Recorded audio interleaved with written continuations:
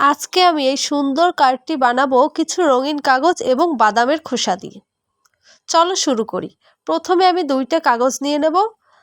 এরপরে লাল কাগজটির উপরে সাদা কাগজটি সুন্দর করে লাগিয়ে নেব। এখানে আমি গ্লু ব্যবহার করেছি, তোমরা চাইলে যে কোনো কিছু ব্যবহার করে এটাকে লাগিয়ে নিতে পারো। এটা দিয়ে কি হবে? আর তুমি এটা বানিয়ে কি বা করবে? তোমার যদি কোনো বেস্ট ফ্রেন্ড থাকে তাহলে তুমি এরকম করে সুন্দর একটি কার্ড বানিয়ে তাকে দিতে পারো। এরপরে আমি একটি বাদাম নিয়ে ওটাকে খোসা ছাড়িয়ে নেব এবং খোসা দুটি গ্লু দিয়ে ওই কাগজের ওপরে লাগিয়ে নেব। ভিডিওতে তোমরা যেভাবে দেখতে পাচ্ছ ওই পজিশনে।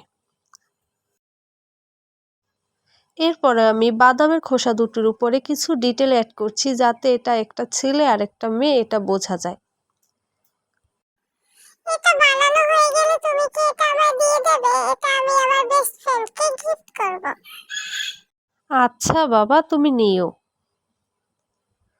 এরপরে আমি এখানে কিছু লেখা অ্যাড করব।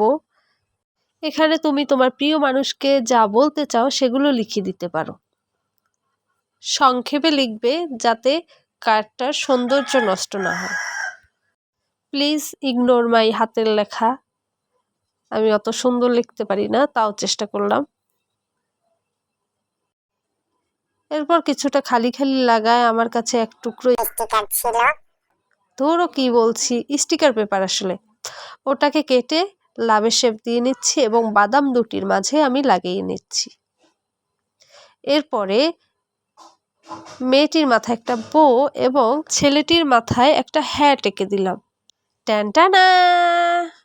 Please subscribe.